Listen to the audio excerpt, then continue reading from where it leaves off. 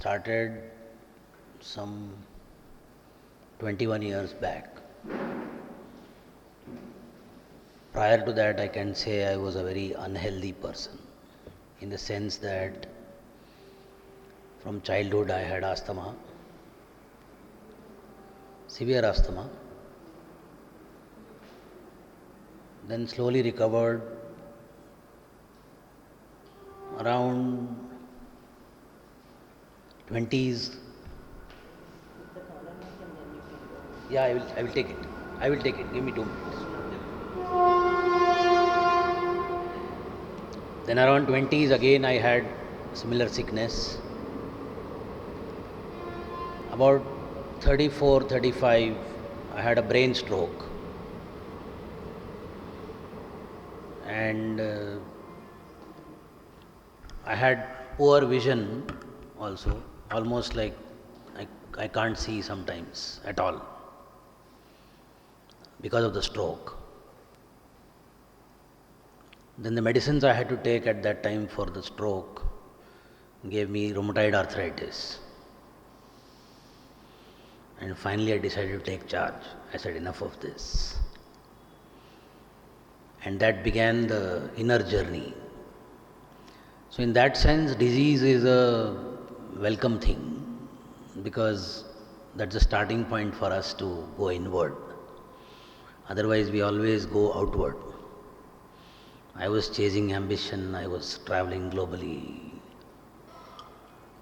I spent my time in 46 countries with large corporations, guiding them, consulting them. And suddenly I said, no, I need to go inward. So from that time, once I started my inward journey, I realized why I was asthmatic. I realized why I had a stroke. I understood why I had rheumatoid arthritis, and I overcame all of them. Since then to now, I haven't had disease. I have had no medicine in my life. I do not take medicine at all. Even during COVID, I did not take vaccination. I cured 500 COVID patients sitting with them without a mask. And I did not get COVID. So this is what I have understood in the journey of last 20 years, what inner well-being really means. So what we are calling as disease is actually a combination of two words, dis and ease. Dis-ease, which means what? Something is not all right within us, and that manifests in the body. But before we say we are at dis-ease, let's understand who are we. So we say us, within us, and this and that. Who are we?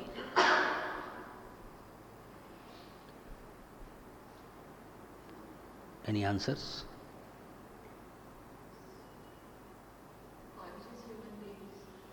Conscious human beings, okay. Any other thing? The most intellectually understood statement about who are we, Ramana Maharshi asked this question, right? Who am I? And we all understand at some level there is one intellectual answer, Aham Brahmasmi. You heard this? Aham Brahmasmi. I am that universal consciousness. But we don't seem to be experientially knowing this. We all definitely read that line so often, hear that line so often. We haven't understood experientially that aspect of ourselves. So we are not human body, we are not human mind, we are human being. What is beingness? And why Aham Brahmasmi stands for I am that and not something else. Why do we say that?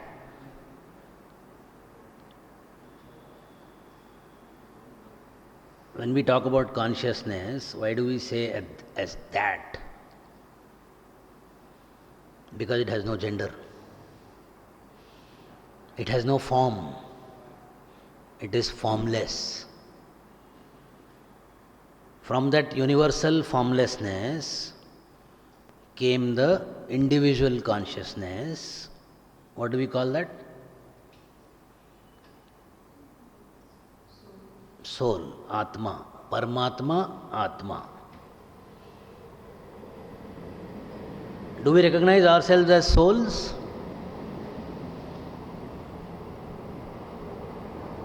We see ourselves as Rajan and Chalamai and all kinds of names, but we do not recognize ourselves as the Atma within us, within the body, not within us.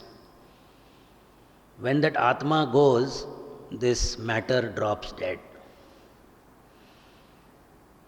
So, sooner we realize that we are not this matter, but the energy within, or the Atma that is embodied within us, within the body.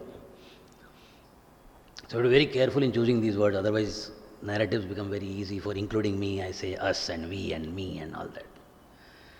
So, we are the energy within the body that we see. But it has now taken a form. Atma is formless, like Paramatma. But this form has come in. Why does form come? We talk about psychic being in integral yoga. What is that psychic being? Anybody? It is what we call as the causal body. In Sanskrit we call it Vijnanamaya Kosha. So what is Anandamaya? Satchit Anand, Anandamaya Kosha, that is the soul. Then the soul picks up a set of experiences, like an actor choosing a script for a movie, a film. So now the actor is bound by that script. The characters that are going to be there in that script will be defined by the director. So having chosen the script, you have to play by the script. So this lifetime, all of us have chosen one particular script for ourselves. And that is the Vijnanamaya Kosha. Therefore, that script has a certain behavior, certain character, certain way of life, certain behavior, certain things that the character will do in this life, certain experiences the character will go through in this life, good, bad, ugly, all kinds. And those experiences, what do? They trigger in us emotions, right? Emotions can be pleasurable, emotions can be painful. That body is Manomaya Kosha. Okay? From Manomaya Kosha comes our life force breathing pattern, that is Pranamaya Kosha. And finally, this pattern will take on 5 physical elements from nature and form the Annamaya Kosha, the physical body. So what we see our physical body is a process coming from Anandamaya to Vijnanamaya to Manomaya to Pranamaya to Annamaya. Okay? And that's why we all look different. We may be broad-shouldered, we may be medium-shouldered, we may be lean-shouldered, and so on. Some may be very disciplined, some find it difficult to wake up in the morning, some will be quick thinking but cannot retain what they learn, right? So this is nothing but variability in the proportions of the Panchabhutas, the 5 elements of physical nature. What are they? What are the 5 elements of physical nature? Let's go from the heaviest to the lightest. It is Prithvi, Jal, Agni, Vayu, Akash. So Prithvi Jal combination we call it as Kapha in Ayurveda. And Jal, Agni we call as Pitta. And Vayu and Akash we call as Vata. So as the name and the characteristics suggest, the leaner ones, the fast thinking ones are more Vayu dominant. The people who are more disciplined, more fiery, more ambitious are fire dominant, Pitta. Those who are steady, slow, heavier, broad shouldered are Kapha dominant or earth and water dominant. Similarly, the universe also changes its proportions during the year as per season. So currently we are in what we call as autumn season or Sharad Ritu. We are not yet into winter, we are going into winter. So in this Ritu, fire element is dominant. So we feel a lot of hunger. Right? The hunger pangs are generally higher in this season. We can eat more. What is the reason why there is fire and why we eat more in this season? Anybody can think of what is a possible scenario?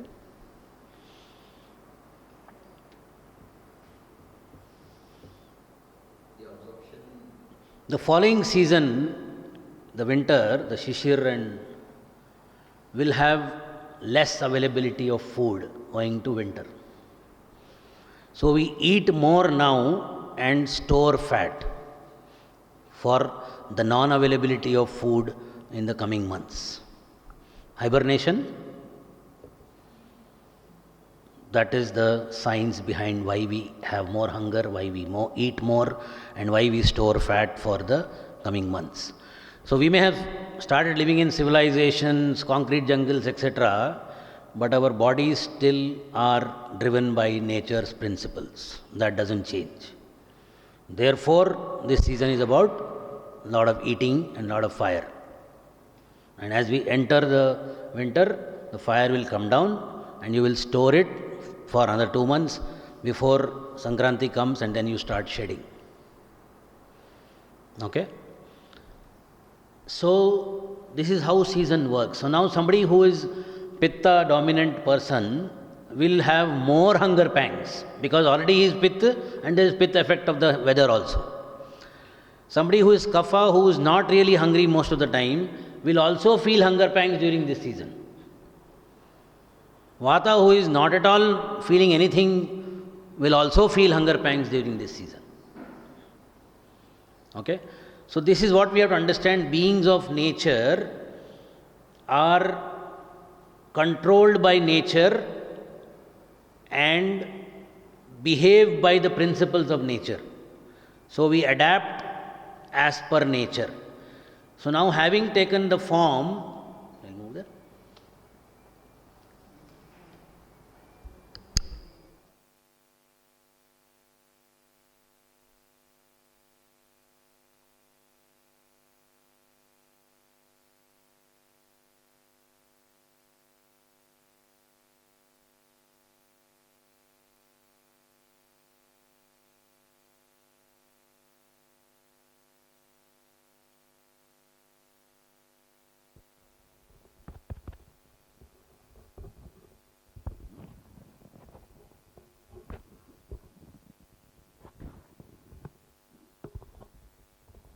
So we'll discuss how the body keeps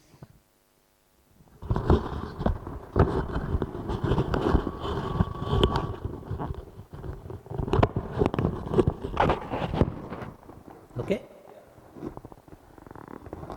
So the body has a particular mechanism of keeping that consciousness.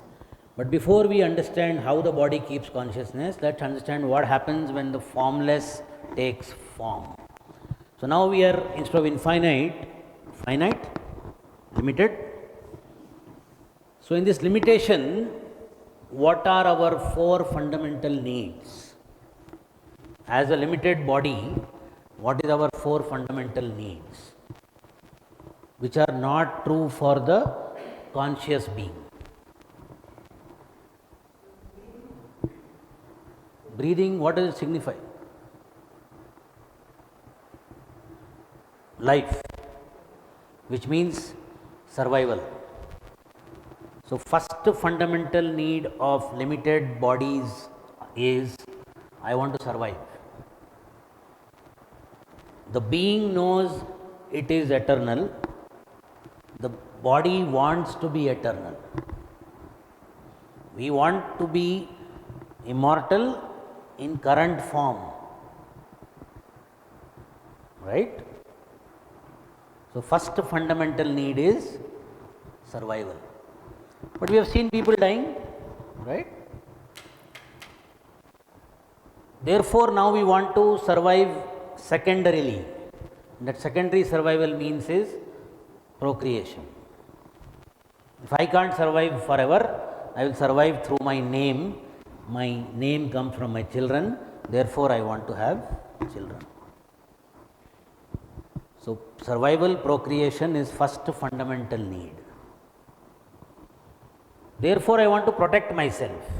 I want to protect myself from weather, I want to protect myself from predators, I want to protect myself from disasters, dangers, etc. So, protection is my second need. Is that sufficient? We want company, we want family, friends. So, that is the third need. In that network of connections that we build for ourselves, we want to be in the center of that. Self-esteem. So, these are four fundamental needs of a limited physical form. And this is true of all nature's beings, be it plants, be it animals, be it humans. Okay? So, in plants, the esteem and protection need are one. So, you will find three aspects in plants. In animals and humans, you will find four, because the esteem and protection are separated. So, these four translate into four biological cells in our body right from birth, right from conception actually. So,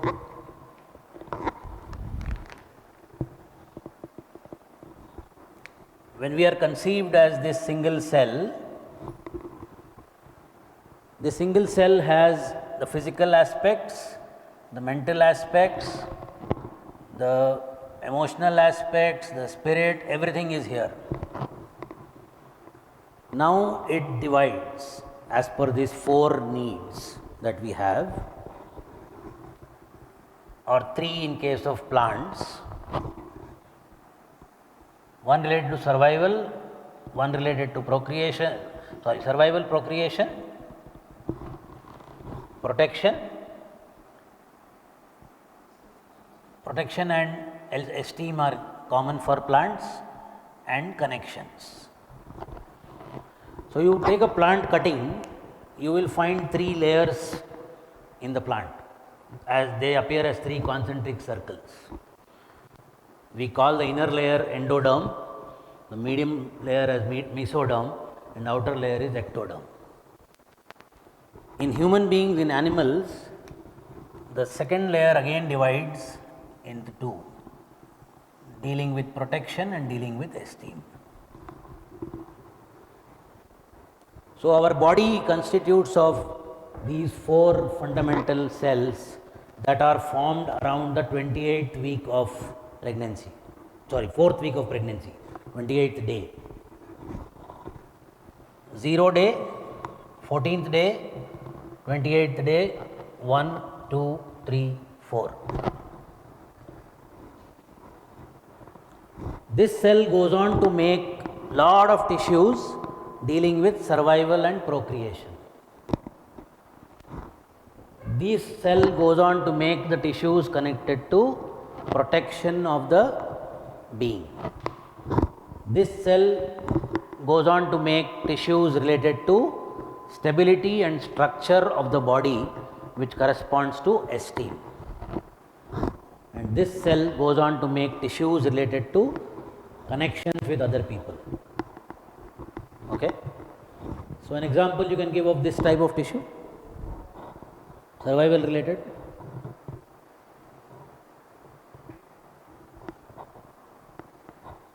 The entire GI tract, from mouth to anus, metabolism, all of that.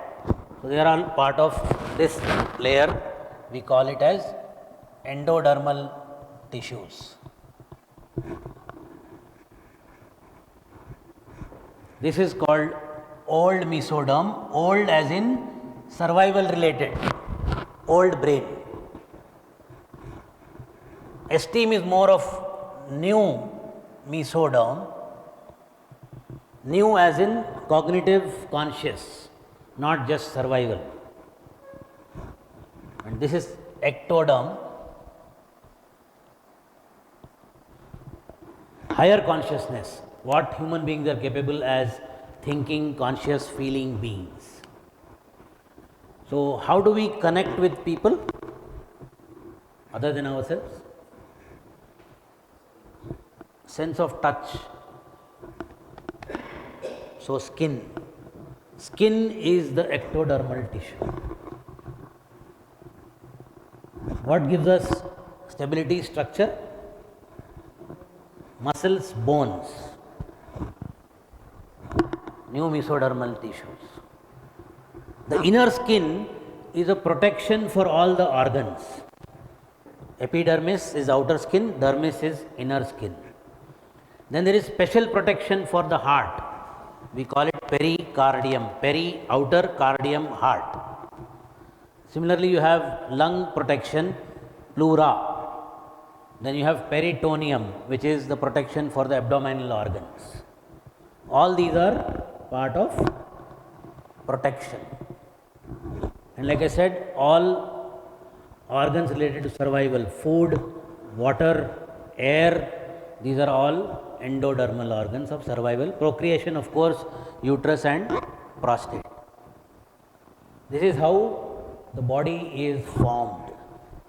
At the core, the fundamental behind the four body tissue types is survival, like I said, procreation, protection, connection. And very intelligently, these are all mapped to different neurons in our brain. Because in the single cell, you have everything, all are one. And by the way, when the single cell is connected to the umbilical cord of the mother, there is something called gullet here, from where the umbilical cord is in the cell.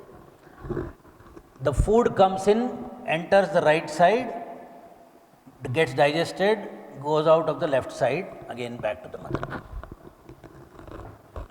So, when the cell splits at the gullet to form the fetus, like this, opens up, the right half is the mouth, the left half is the anus.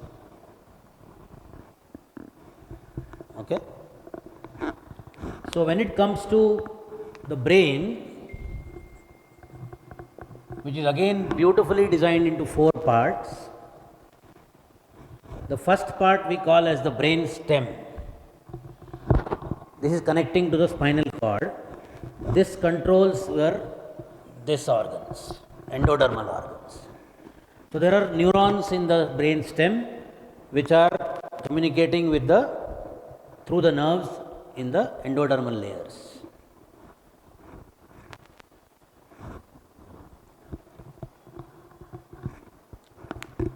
Then on the sides of the brain stem, you have cerebellum on either side. The cerebellum controls the old mesodermal layer.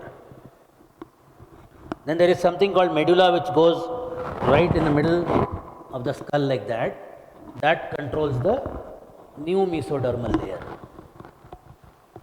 And the outer covering, the cortex, that regulates the ectodermal layer. So the whole synchronicity is so beautifully organized. It works absolutely like a orchestra. Now the brain receives the signal from where?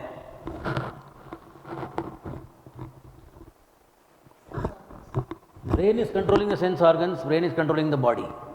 But where does brain get the signal from?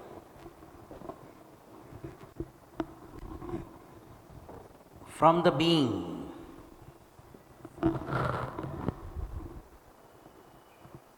Okay? Mind is the tool of the being.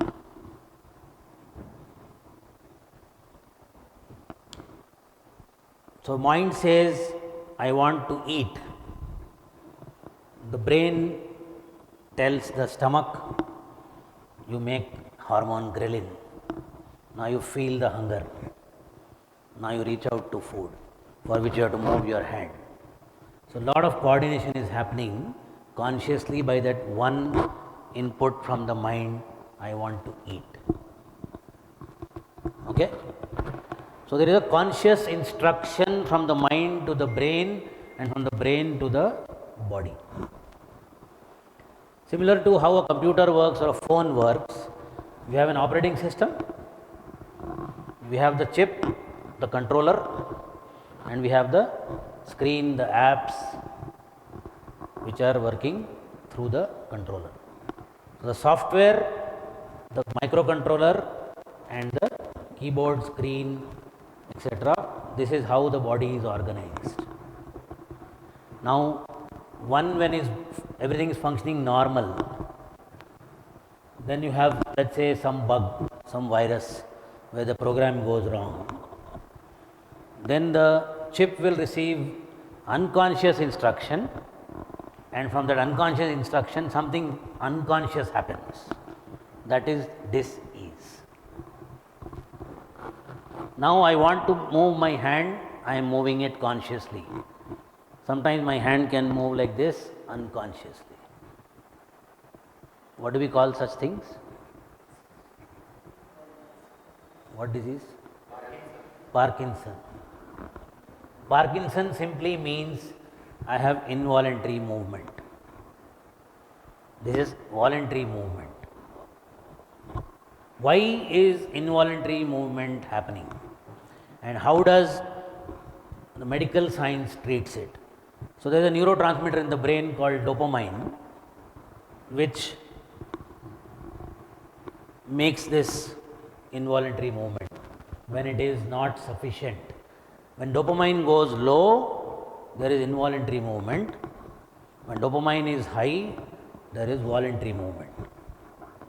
So Parkinson people are given dopamine as a medicine. If you know the medicine name, it's called Syndopa. Syndopa stands for synthetic dopamine, chemically produced dopamine. Similarly, there will be natural dopamine. What are the sources of natural dopamine? Chocolate. So when Parkinson patients come to us, they may or may not be taking the Syndopa from the doctor, but we give them chocolate. That's a natural way of providing dopamine. But it is not that dopamine is deficient in the body.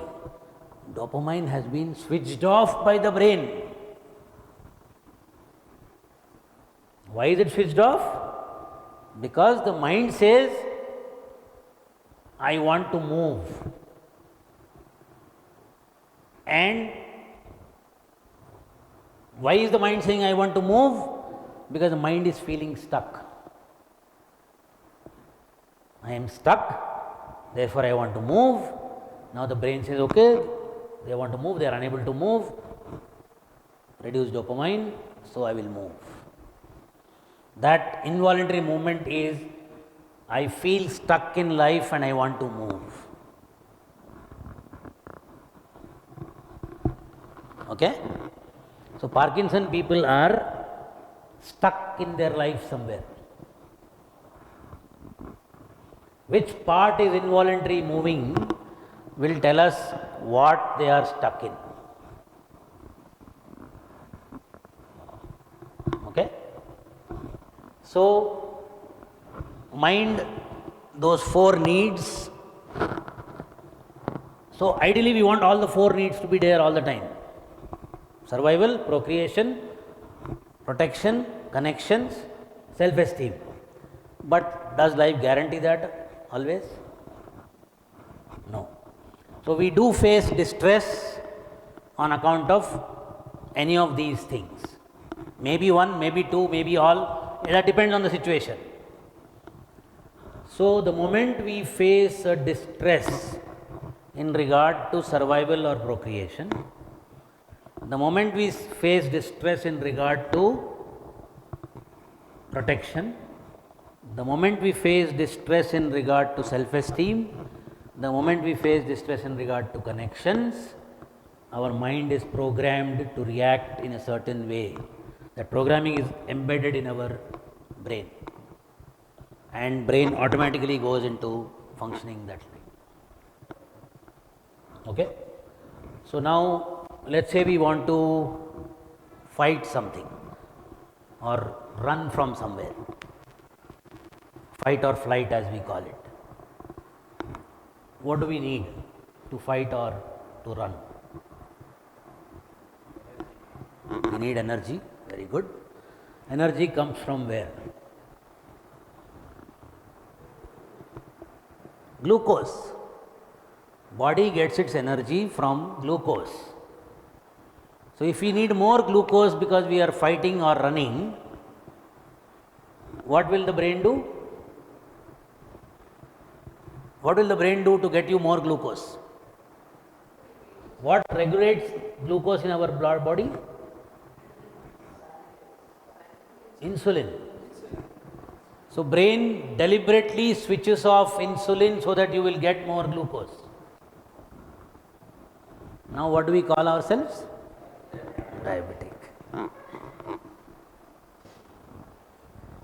It is not that body has stopped making insulin. Brain has created a instruction to the pancreas, switch off insulin for now. For now. When should it start again? When they get the instruction, I am not running and fighting anymore.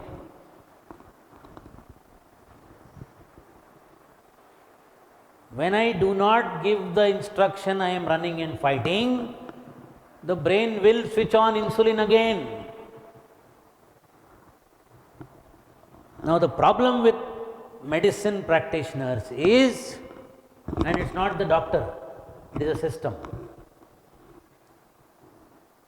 that body is deficient, body has gone rogue, so we need to improve the deficiency or correct the body's behavior. Nothing needs to be corrected. That's the fundamental understanding we have to all get. In that sense, there is no disease, there is dis-ease. And our body is reacting to dis-ease, consciously reacting, deliberately making changes. This is what we have to understand. Only then we will stop outsourcing. First of all, we stop believing that we have a disease. Second, we will stop outsourcing it to others. Because who is your body going to listen to? Who can change the instruction? Who will give the instruction to the mind? You. Only I can give instruction to my mind. Nobody else can. So, who can heal me? Only I can heal myself. Nobody can heal anybody. We can heal ourselves, for which we need to understand there are laws governing our behavior, our body, our functioning, our mind functioning, our brain functioning, and so on. This is what we call as biological laws of nature. Just as there are mathematical laws and physics laws, chemistry laws, there are biological laws. If we understand them, we know them, we practice them, we can heal ourselves. When we are changing the instruction from dis-ease to ease or ease to dis-ease, the body is adapting, biology is adapting, and that is what causes the imbalance in the physical elements. So, we have Vata dosha imbalance or Pitta dosha imbalance or Kapha dosha imbalance. And then in Ayurveda we do Panchakarma. In Ayurveda we do Panchakarma. Panchakarma is like going to a hospital for treatment, Ayurvedic way. Okay? But there is a way in which you can treat yourself Ayurvedically at home also. That's not Panchakarma. That's living in tune with the principles of Ayurveda. What is that principle? Understand your Prakriti, whether it is Pitta dominant or Vata dominant or Kapha dominant. Today, what is the imbalance? What is the external imbalance from the weather? Keeping these two in mind, how do I bring my imbalanced state back to my original balanced state? What do I do to get that balance back? Use food, because food is also the same Panchabhuta. So, certain foods are Pitta dominant, certain foods are Vata dominant, certain foods are Kapha dominant. So, accordingly I will use the right combination. So, for a Pitta dominant person, lot of heat, lot of fire, lot of Agni. So, he will have acidity. What is that food that will balance Agni?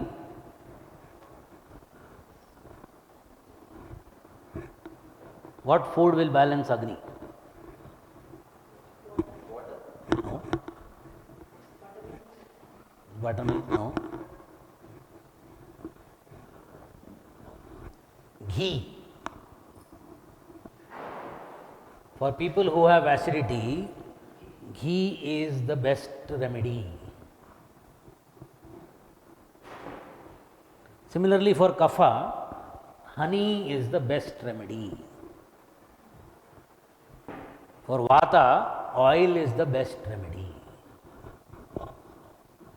So, people who are Vata dominant are generally constipated, dry skin, and they are lean, they don't get easy sleep, they struggle for sleeping. Their best remedy is to take some oil, put in the navel, warm it up, do once in a while oil massage and to the entire body, and then take warm water bath. They will keep their Vata in balance. Okay? So, these are the kind of tricks we use to balance our doshas when we are moving from ease to disease and vice versa. So, those are what we call as temporary fix or managing the imbalance. But imbalance has occurred, why? Because we are moving from ease to disease and dis-ease to ease. So, we have to correct the fundamental issue, which is address the dis-ease. So, what I said, the disease are of 4 types. I am not at ease regarding my survival or procreation. I am not at ease regarding my protection. I am not at ease regarding my esteem. I am not at ease regarding my connections. This or that or a combination causes dis-ease in my being and therefore my body. So, when we experience dis-ease, how do we react? Emotionally, mentally, how do we react?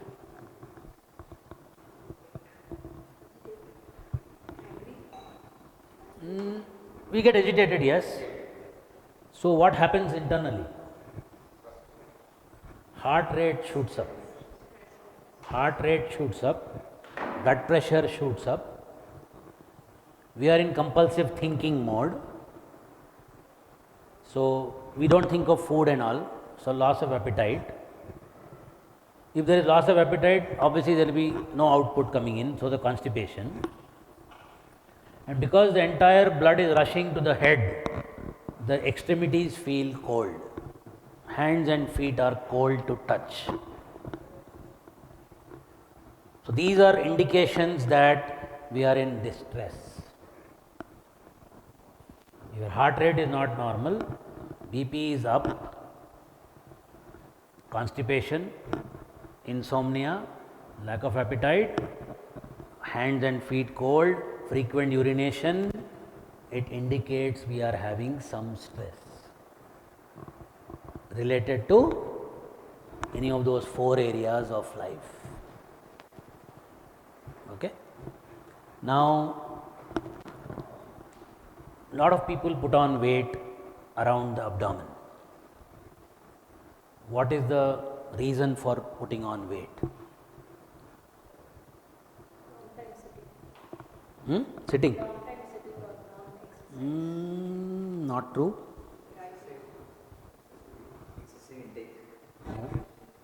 No. It is stress, but what stress? Starvation.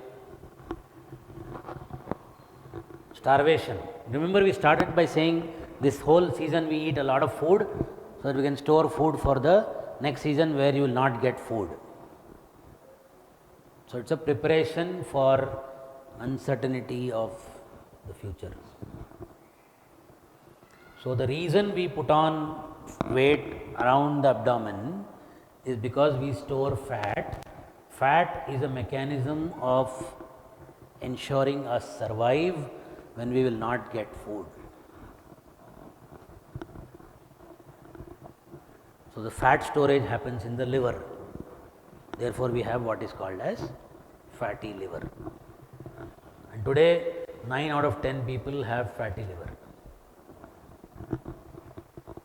Even though plenty of food is available.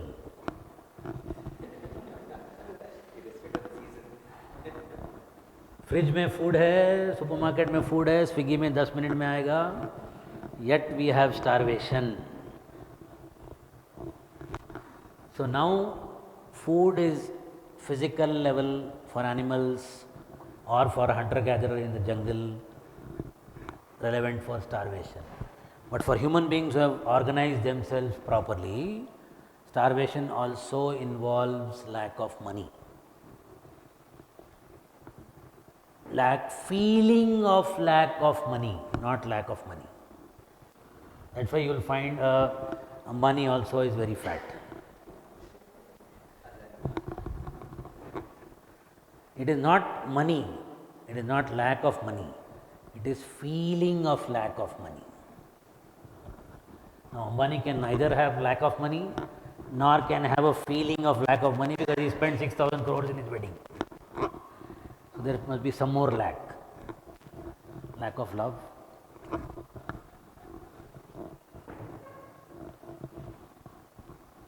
So, when we have any kind of emotional distress of a lack, body senses it as starvation and it stores fat, because fat is survival strategy for lack.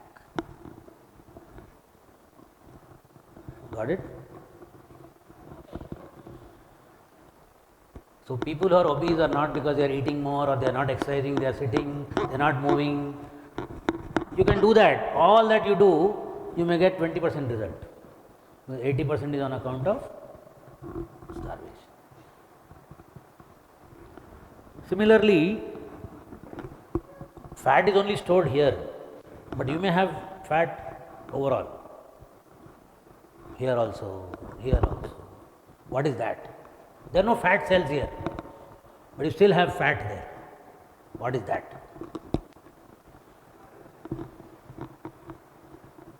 Yeah? That's water. So, fat is stored only here or here.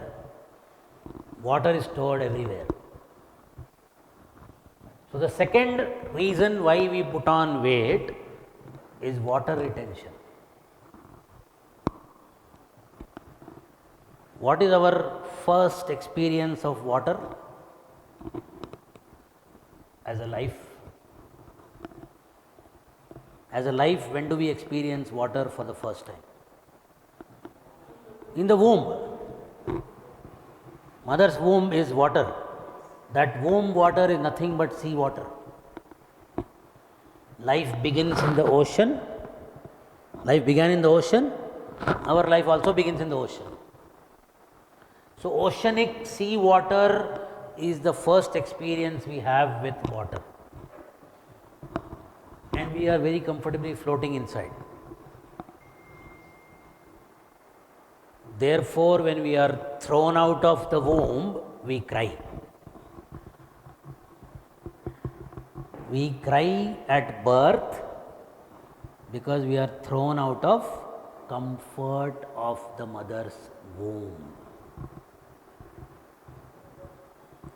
Any discomfort in life, therefore, reminds us of the comfort of the mother's womb. The moment you say, I am not comfortable, the brain says, okay, I will make you comfortable, don't worry. What is the mechanism to make you comfortable? Put you back in the womb. But I can't put you back in the womb. But I can put water inside you to give the feeling of being in the water. Let me explain this. You have an ocean, you take a mug, you put the mug in the ocean, now the mug is in the ocean. Is the ocean in the mug or no? Yes. The mug is in the ocean, ocean is in the mug. So whether you are in the water or water is in you is the same thing. Therefore, body retains water to give you the feeling of comfort. Okay? Now, how will the body store water? By not letting it go out. How will it stop water from going out? Stop sweating, stop peeing. Simple, no? So your kidneys will shut down. Now here we are saying we have kidney disease. No, there is no kidney disease. There is a sense of discomfort in your life. And you are giving instruction to the body, give me comfort. Body says, okay. Body is a genie. Genie, do this. It does. Okay, I will make you comfortable, master. I will store water, I feel fine.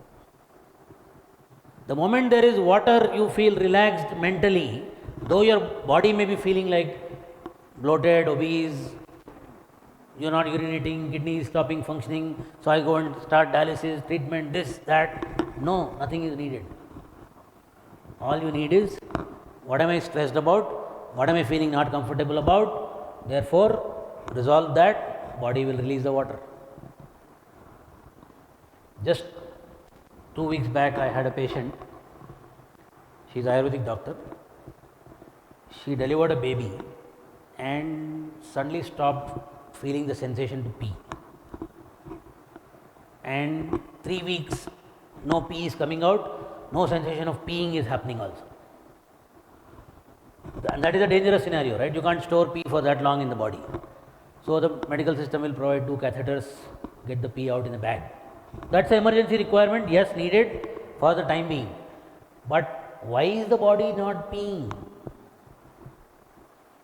That the medical system doesn't know. So now somebody recommended her to me. I spoke to her, she is in Bangalore, online. I understand what peeing means. Also her bladder is distended, thickened up. So bladder is a tissue of ectoderm. The distress is related to marking your territory. How do we mark territory? Have you seen animals marking their territory? How do they do it? They urinate. We also do the same. So, In the sense of marking my territory, I will pee. When the stress of marking territory is gone, the bladder mucosa will rebuild, and that rebuilding will now block the pee from going out. I'll explain it how with another example. So we then explained to her that you are marking your territory, and now you are free from that. But that is regarding what is there in the bladder. But also there is water in the body. I don't have a sensation of peeing also. That means kidney has stopped working. It is retaining water. So what is the discomfort you have? And there are three kinds of discomfort when we feel abandoned. We feel isolated, lonely, alone. We feel our existence is at stake. Where we feel we are a refugee, we are out of place, like a desert. That's the time body stops peeing, retains water. So apparently this was an unplanned pregnancy, and she was pursuing her PhD, which she had to stop from the 7th month of pregnancy. Therefore, my life is at stake thing has come in. The moment, and who was telling her to do all that? Her mother. So mother was encroaching into her territory. That was territorial marking. The moment baby came out, now I am free, I am resolved, mother can no longer control me. Therefore, I am free to not mark my territory. I don't have to mark it anymore. But sense of existence is still there. Why? I have a baby to take care. What about my PhD? And now my mother is saying, don't do like this, don't do like that, don't do this with baby, don't do that with baby. Once again, issue. So that 10-minute conversation, by evening she started sensation of peeing. Next day she was peeing copiously. Third day they removed the catheter.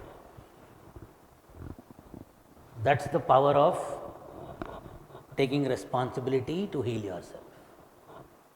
You have to understand why I am having this particular distress.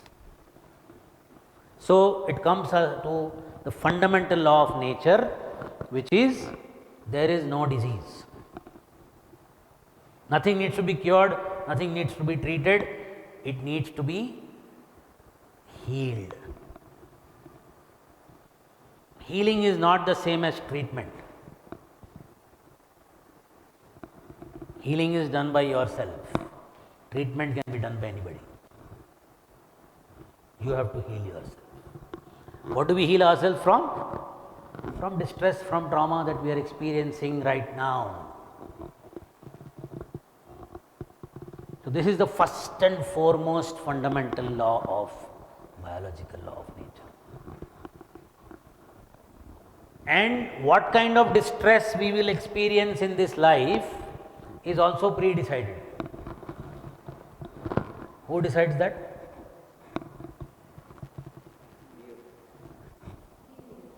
The soul has decided what kind of experiences it wants to go through in this lifetime.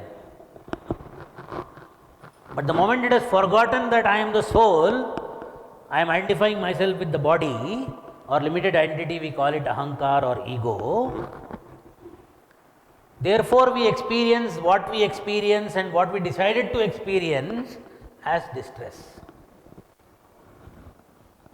It's not distressing actually. Why? Why is it not distressing? No, it's a drama, it's a play, it's a leela, and we have signed up for it. As an actor, we have taken on this role. We know the script already, what the script is going to be start to end, and we are now saying the character is suffering. The character is suffering. Why is the actor suffering? Character is meant to suffer as per the script. But why is the actor playing the character suffering?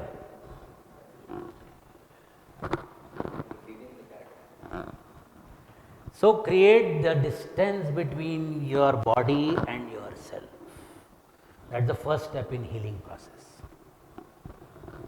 How do we do that? Inner well-being. Reverse the journey from Annamaya to Pranamaya to Manomaya to Vijnanamaya to Anandamaya. Life happens from Anandamaya to Annamaya. Healing or moksha or liberation happens through Annamaya to Anandamaya. So do not worry about disease, do not worry about any stress in your life. They are opportunities for you to begin your inner journey of self-realization. Like I said, I had a stroke 20 years back, and from there my journey began. Today I am here to teach people how to heal themselves. It's as simple as that. So this fundamental is clear. Any questions, doubts?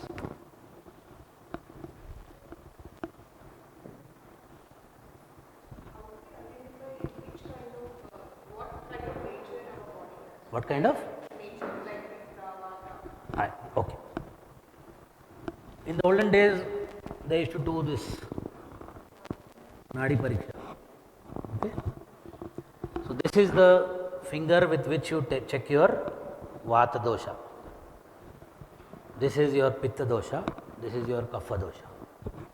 When you are checking your Nadi, always this faces the heart. This is away from the heart. So for women, right side, for the men, right side, when you put your three fingers like this, the ring finger will be towards the heart. This one will be away from the heart. Therefore, you check on the right hand. For the woman, you see on the left hand, because when you put on the left hand like this, this finger will be towards the heart. Okay. Now you just keep it light touching. You will feel the pulse of the blood hitting the arterial wall. If the more pulse is in this finger, your Pitta. If more pulse is in this finger, your Vata. In this finger, it is Kapha. Okay. There is other characteristics of these pulse. The Vata pulse is very fast. It moves like a snake. The Pitta pulse is the medium. It moves like a frog. Kapha pulse is slow, it moves like a swan, very gentle and easy. So 60 to 65 pulse is Kapha, 70 to 75 is Pitta, 85 is Vata. In general, like I said, you can see Vata people are lean, shoulder is lean, the overall body is also lean, they don't put on weight easily, they are dry skinned. They have constipation, they will have difficulty sleeping because their mind is always running. Movement, Vata is air, air is moving all the time. Pitta people are disciplined, very, very fiery, ambitious, very hungry, they want to eat all the time. That's the fire. And Kapha people are slow but steady. They find difficulty waking up in the morning. And they don't feel hunger easily. They eat little bit also is okay for them because they anyway have a lot of fat in the body. So this is some characteristics you can identify. Yeah. Anything else?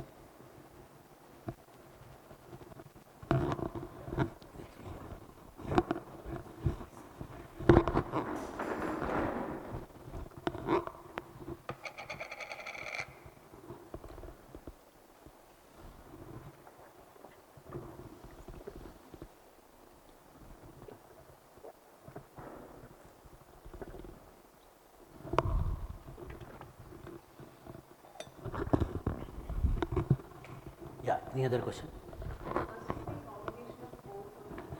Yeah, we are all combinations of all three, but one of them is dominant.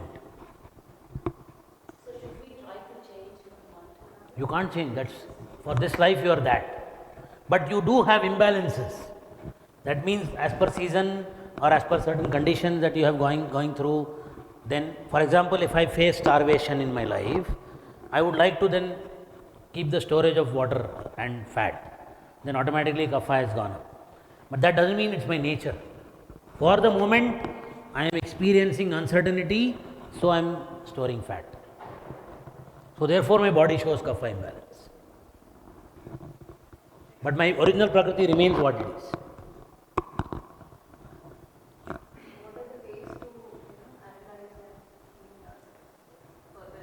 Yeah, there are so many laws. I have just started the introduction. I have not even gotten to the laws yet. So, on the concept, are we clear that we don't have to fear anything? We don't have to worry about anything. We have to understand that body is diseased because the mind is not at ease. The mind is not at ease because we are facing distress in one of the 4 areas of our life, which is survival, procreation, protection, self-esteem or connections.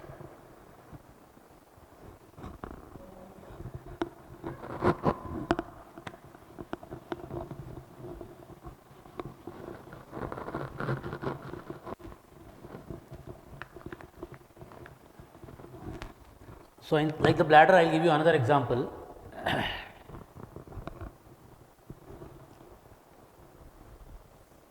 When we fear something,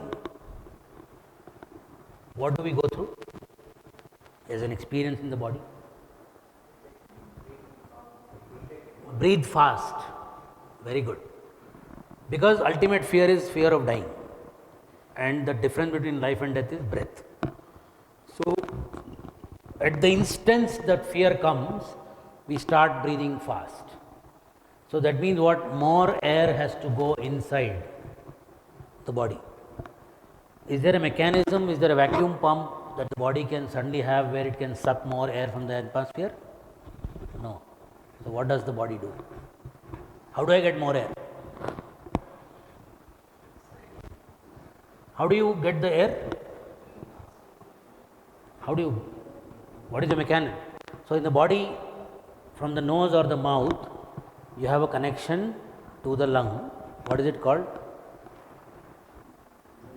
Bronchi. The bronchial tubes are the way in which your air is going into your lung. And then the exhaled air is coming out through the larynx, the throat. So, these are the 2 tubes, larynx and bronchi. So, you will notice that the bronchi or the larynx, depending on inhalation is difficult or exhalation is difficult, will start ulcerating. Ulcerating means the inner wall will start expanding. How does it expand? It removes a layer of cells of the inner wall of that tube.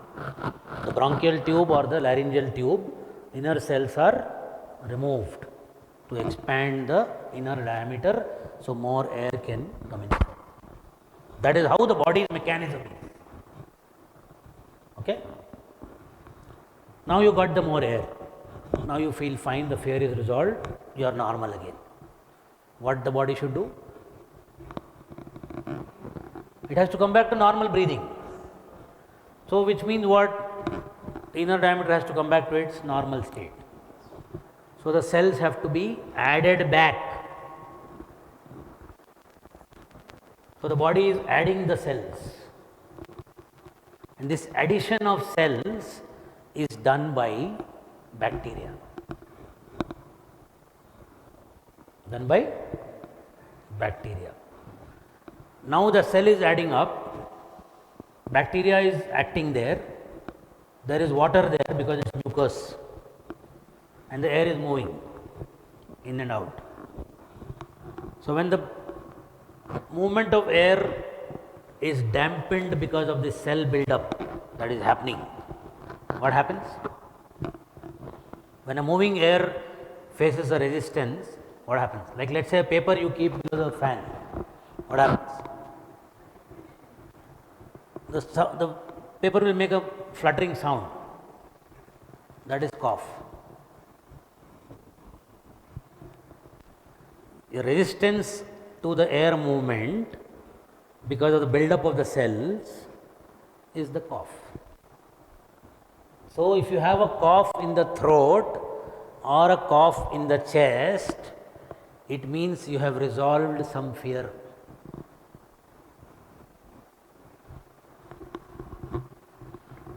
Do we need to treat the cough? If it is too intense, maybe you take some honey, some warm water, that is fine. If it is troubling you too much, take some steam inhalation. That is all you need to do. But suppose you can understand, oh, this is the fear I resolved. Understanding in what? In the spirit. The process of building will continue, but you will not experience the symptoms.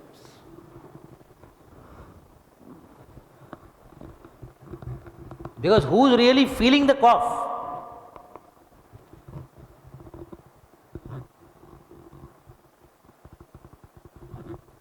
The being. Being is feeling the cough. Now, being has understood, oh, I resolved this fear, the being is free. The moment the being is free, you don't have cough. Because at the operating system, I have switched off the program. Now, the controller and the hardware can do nothing. Are you getting it? This is healing. And who can do that? Only you can do to yourself. I cannot instruct your brain to switch off your program. Only you can instruct your brain to switch off your program. What is the instruction we are giving? Consciousness that I had a fear which I now resolved. Okay? That's how the healing works. So, there are 6 fundamental laws of biology which we should all understand. It's a lot of things to talk about, but today we will just have an introduction of what it is. So, the first fundamental law is, the moment we experience a conflict shock, the moment we experience a conflict shock, the mind goes into action. It instructs the brain to make changes to the body. Why? To help the being deal with that conflict shock. If the being is conscious at that moment, conflict shock does not occur. Why?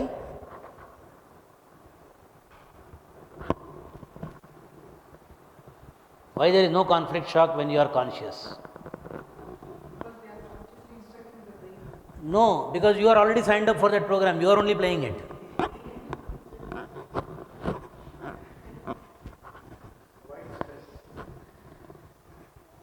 As an actor, I am playing the role of being murdered. While the murder is happening, do I feel distress? No. But if I am not conscious that I am the actor, I get into the role as a character where I am doing beautiful acting, then the character will feel the pain of being murdered. Right? So, in your unconscious state, your body is acting on your behalf.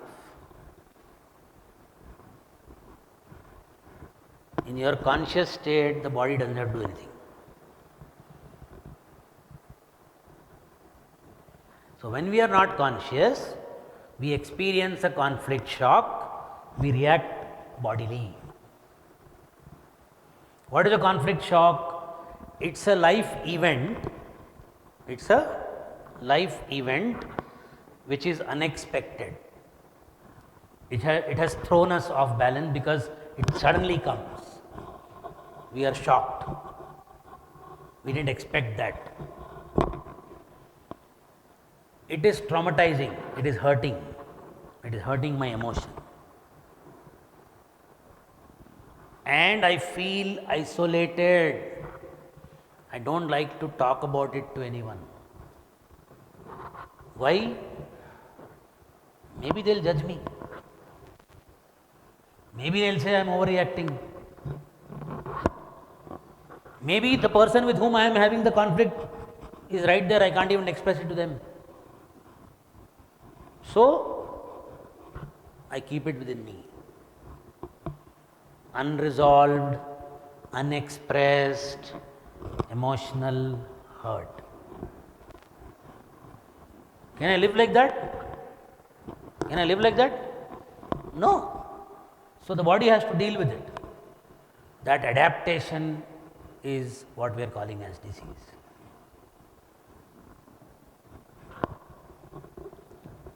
So, unexpected, isolating, traumatic event creates a conflict shock to which the mind reacts. How does the mind react? There is a program. So, every particular conflict shock activates a particular program in our biology. So, the programming is also defined. Nature already knows what all conflicts we will go through in life, and nature has already given us the toolkit how to react to that. And that is what we call as biological programs. And they start adapting. Okay? How do they attack? How do they adapt? What happens? What is the mechanism of adaptation? Adaptation is of two types. One is through cell proliferation, or more cells are added in the tissue, or cell removal or cell necrosis. In the case of the larynx and bronchi I explained to you just now, I have a fear, the body did what? It removed cells. In case of starvation, it added cells in the liver. So, there are two kinds of adaptation: adding cells or removing cells. Adding cells happen in the endodermal or the old mesodermal tissues. So, if I am being attacked, what do? The protective sheath has to expand and thicken so that I can face that attack. More cells are added. Okay? So, we have acne sometimes. Acne. Acne is an experience of being attacked verbally. Or we may attack ourselves. Ek acne aayega, we will see ourselves in the mirror and then say, "Chhi, I am not looking good. I am attacking myself." That will cause another acne. Because acne is coming from the inner skin where you are feeling attacked. Sometimes you get acne here. That means you have an attack experience about your intellect, about your ability to do things intellectually. This one, of course, is about your looks. Sometimes you get acne back at the back. It's being attacked from behind. People talking about me behind my back. So, cell proliferation happens in endodermal tissues, old mesodermal tissues. Cell removal happens in new mesodermal tissues, in ectodermal tissues. Suppose somebody makes me feel low about myself, then where will it impact? I feel low about myself because of something. Which tissue will react? Muscle or bone? Because that is connected to esteem. Now I will have weak bones or weak muscles. Sometimes we get paralyzed muscle also. That means what? The intensity of self-esteem is extremely high, low self-esteem. That's why the muscle has got paralyzed. Okay? It's like when the bone is weak, the calcium layer goes away, removed, because cells are removed. You will notice that? No, you may notice it as weakness, but today we are so busy and unconscious that we don't even notice the weakness in our bone. When we resolve the low self-esteem issue, that thing comes back again, it builds back, the cells come back again. It's like living in a structure like this, and now we have to renovate because it has become weak. What do we do? What do we do if this has to be renovated? Remove a layer of concrete, paint, add a fresh layer, and then make it strong. That's exactly what the body is doing. When you have fracture, what do? Put them together and take rest. Allow the body to add back the calcium. But that process of rebuilding of bone causes pain. Now because of the pain we get into low self-esteem. That stops the program again. Again it starts, again you have pain. Again you go into low self-esteem. So whenever you have pain, know that you have resolved some kind of low self-esteem issue. So wait for the program to be completed, the pain will be over. Do not think about it again, go low self-esteem. Or better, think about what low self-esteem I was going through, what did I resolve now, and the pain will magically disappear. Because you switch off from the being itself. This is the process of healing. Yeah? So, two types of cells, two types of tissues, multiply cells, two types of tissues, remove cells when we are faced with distress. And when we resolve the distress, the cells that were added will be removed, the cells that are removed will be added back. In medical science, cell multiplication or cell addition, what do we call it?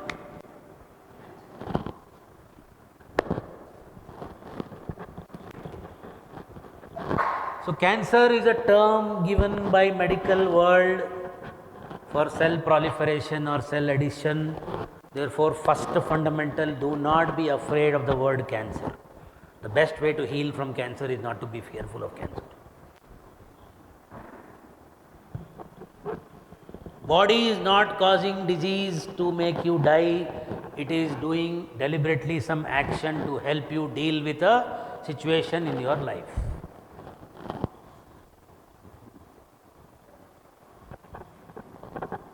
So, my neighbor today has, where I live, across the road, what we call as colon cancer. So, where is colon? This part. What does it do? Colon's role functioning in the body.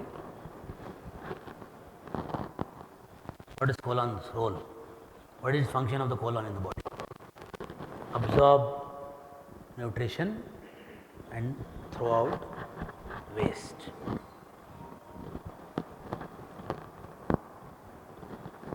So, colon cells are multiplying because I am not having enough cells to absorb something in my life, which I have digested, it has gone right here, yet I don't want to absorb it, I want to throw it out. So cancer cells or colon cells will multiply to make more enzyme to absorb. That is what we are calling as colon cancer. If we just sit and analyze what situation in my life is making me feel I don't want to absorb that situation, and I resolve it, the cells will go away, the cancer will disappear. Suppose I don't know all this, but I resolve it in course of time, or that thing becomes irrelevant over time. Now I have anyway resolved it, even though I am not aware of it still. Then what happens? The cells have to be removed. This job is done by tubercular bacteria. So now I will have TB. How long the TB will last? As long as the cell proliferation was going on, that long the TB will be there, so that all the cells that were added will be removed. Now there are doctors who confirm that when we are doing a colon cancer surgery, etc., we find tuberculosis there, but they don't know why.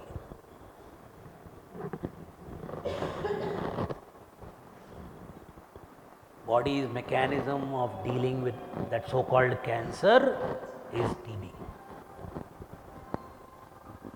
In that sense, no microbe is there for causing us damage or harm. The job of microbe is to provide us the necessary tools to deal with whatever we have to do as a program. So corresponding to the 4 tissues that we have, there are 4 types of microbes, or rather, because the second and third tissue are one and the same, just a division, there are 3 kinds of microbes. What are those 3 microbes? Any idea?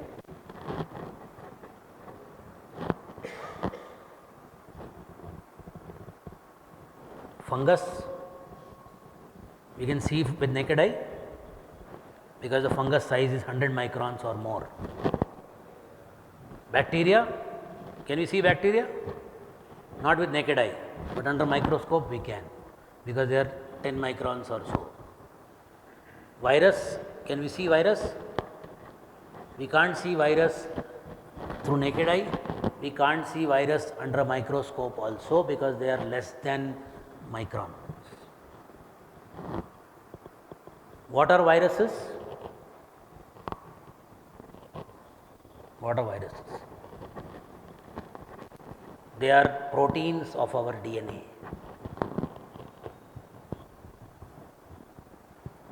Can that protein of the DNA survive without the DNA?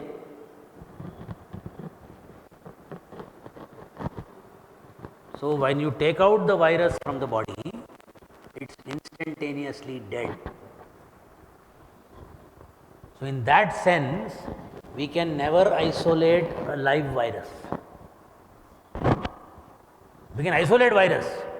We can see a dead virus under a very advanced microscope, which is not in micron but in, say, nano size and all that. But that's a dead one, it's not live. And therefore, what we heard during COVID, that we have isolated and identified coronavirus, SARS-2, etc., is just that. What is it? Dead material, and therefore it cannot go from one human being to the other human being. That is why while sitting with people with infection, I did not get it. Not 1 or 2 or 3, but 500 of them. So why did so many other people got the virus?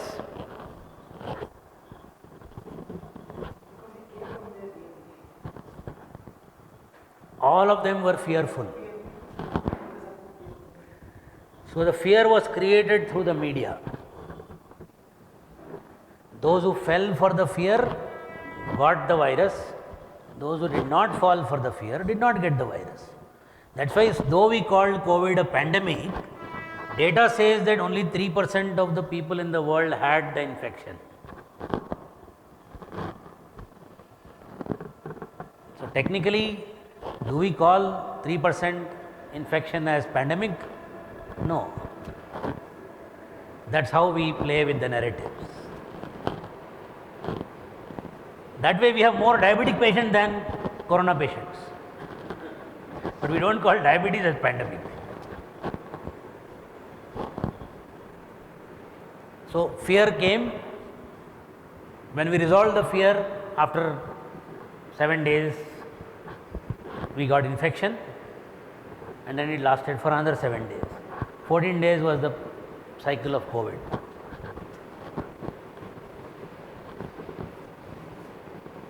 So, viruses can never transmit from one to another, because the moment they come out of the body, they are dead. The whole idea of waterborne, airborne is just a narrative. Are they microbes? Yes, they are microbes. They are within us. Can we live without them? No, we cannot live without them. Because every cell's mitochondria is bacteria. Without mitochondria, there is no life, there is no energy. Now, a lot of people would have heard that appendix is a vestigial organ, so whenever you have appendicitis pain, you should remove it and throw it out. It has no value, it has no worth. So, now the human being has concluded that something God has created has no value, no worth. Do you know what is the function of appendix? It stores the microbes. There are 4,300 plus varieties of microbes in our body, what we call as microbiome. They are more than the human cells in the body. If there are 10 trillion cells, there are 100 trillion microbes. And all of them reside in the. हाँ मैं talk में हूँ. I'm in the talk, I can't talk. बड़ी.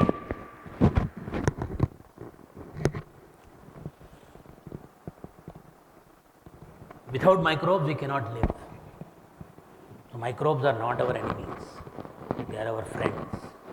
In fact, there is nothing happening in nature randomly without a cause. What is karma? What is karma? What is karma?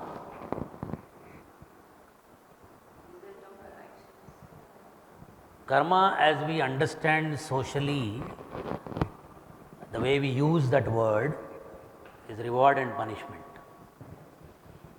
But its actual meaning is cause and effect. There is a cause, there is an effect. Effect becomes cause for something and go on. So, at the core of life and dis-ease is understanding this cause and effect. Deal with the cause, the effect will disappear. And there is a process to it. I can go on and on and on and on, but I think this is an introduction. So, let us stop here. If you have any questions, let us